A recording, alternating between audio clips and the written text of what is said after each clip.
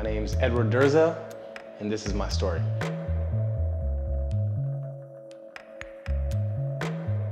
I'm pretty much American. My dad's side of the family is from Haiti. My mom's American. I was born in Houston, Texas. Lived in New York for a couple of years before I moved down to Florida when I was a kid, so I consider myself a Floridian. Always involved in sports, and had a pretty good childhood from what I can remember. My name is Yalbet Arevalo, and I'm Brianna's mom. I met Edward at the gym, and I was attracted to him because he has a really silly, friendly personality. I've known Edward for almost 30 years now. Met him when we lived in Fort Lauderdale. He's one of the early friends of my younger brother, Chris. And got to meet him pretty early because him and my brother have been close all their lives.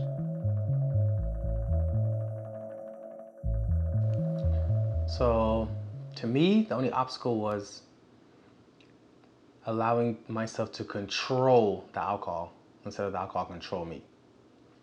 Because once you start drinking at the level that I was drinking at, it becomes difficult to control yourself. In May of 2014, we started renting in that apartment, so that was the first time that we lived together. And from May of 2014 to January of 2015, that was like a rough time for me because that's, you know, he would be very disrespectful when drinking and aggressive when drinking, and I wasn't used to that. And to me, that was like, I would categorize it as domestic violence at some level, just because I've never been through it, you know? Yeah, I was very vulgar, verbally abusive, angry, reckless, careless, and just doing whatever I wanted to without the thought of thinking if it affected others or, you know, just didn't care.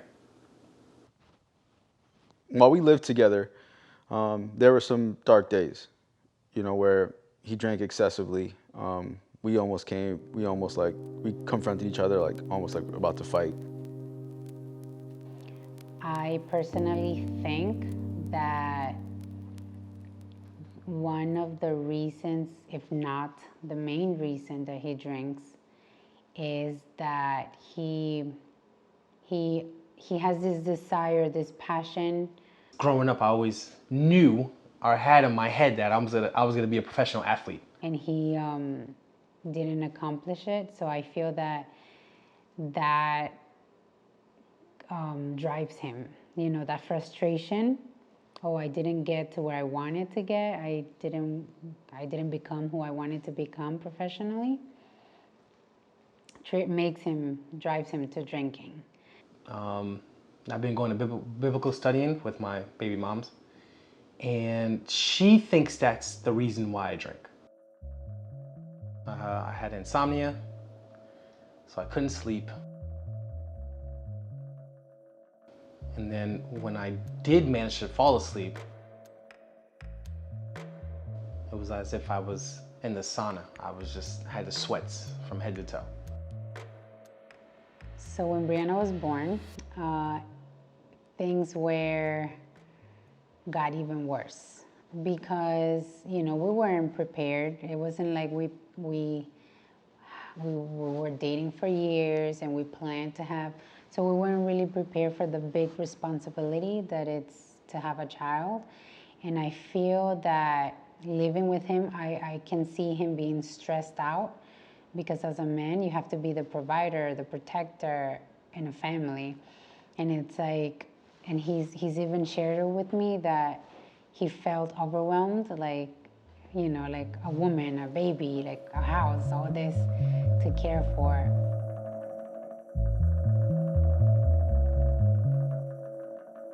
So I have had a couple of wake-up call moments, but a year ago was the main wake-up call moment. where I was drinking and I decided I was hungry. So I got in my vehicle with about half a cup of rum and I was going to Taco Bell. All I remember is that I guess I missed the exit and I blacked out. I woke up to try to stop my car from hitting another car, and it was a fail. I ended up hitting the car. Right then and there, I tried to reverse and leave the scene, which goes to show you what alcohol does. It makes you careless. And obviously my car was totaled, so I couldn't leave the scene. That's when the police came and they interviewed the kids, because it was about 4 kids that I hit. And one of the girls was a little injured, but the rest were fine. And then they came to interview me.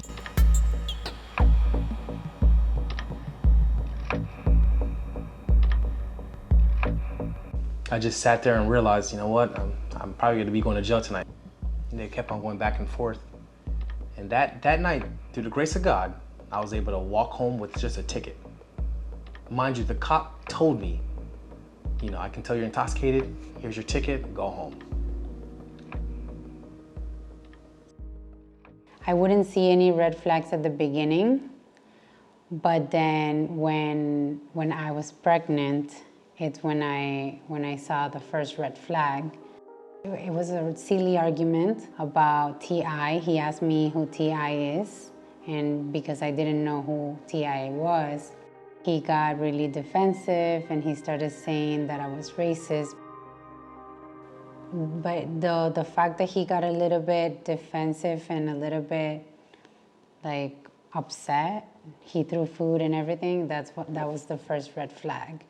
At the time, I was kind of in denial, but my excuse was that she did something that aggravated me, when in essence, there should be no excuse for that type of a behavior, whether you're under the influence or not under the influence. I really felt like I was stuck. I feel that as a woman, you have to make the decision to whether stay in that relationship for the kid or just continue your own way and be a single mom and just you alone. I felt like I was alone, I was scared, I didn't know what to do.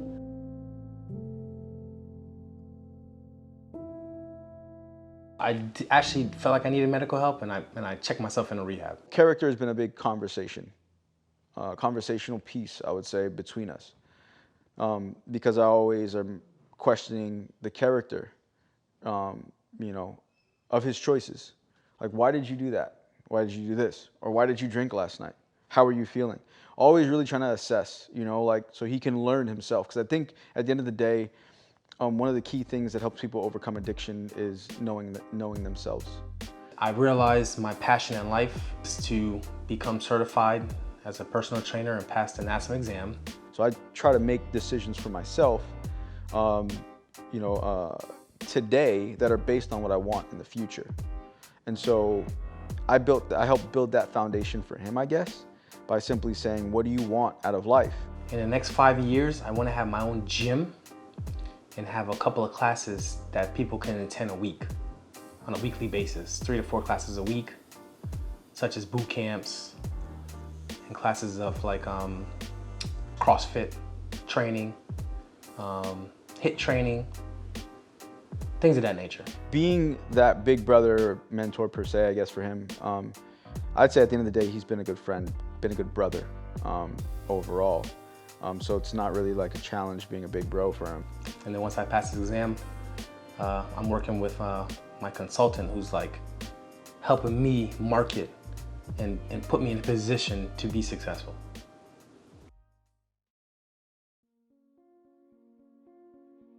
It wasn't getting better. And if I continue down this path, I wouldn't be a good role model for my daughter.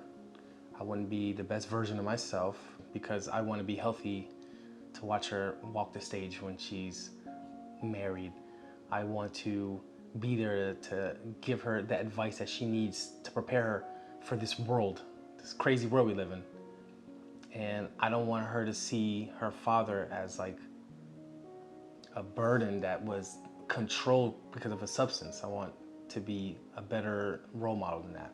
I love the like the fact that he spends time with her and like gets to her level and plays with her. I love that, and I can see Brianna enjoys that too. There's like that little hope there, you know, that I gotta try my best. Maybe I don't have the desire right now to like be in the relationship, but I'm still there. Like we get along, we co-parent, like we talk, we have a great communication. It's just when it comes to making that decision, I'm at the point where that's not up to me, that's up to God. My best friend Chris is keeping me accountable, but he lives all the way in California. His brother Rod, who's a major factor in helping me launch this business.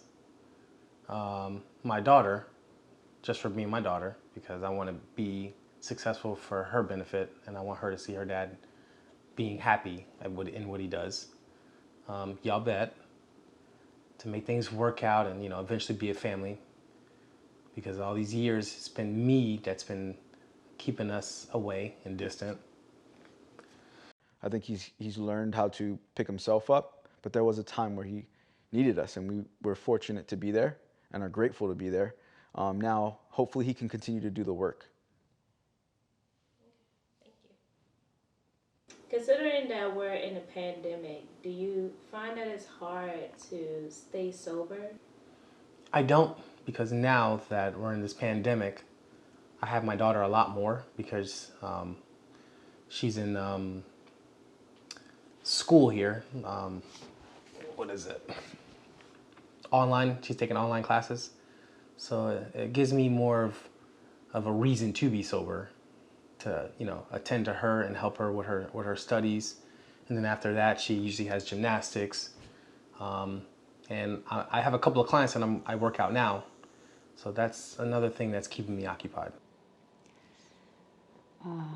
The advice that I would give women going through a relationship with an abusive, that's really a tough one, because sometimes people are in love and love makes you blind, and sometimes they think that loving that person means doing whatever that person says, and then that's where they're involved in like that aggression.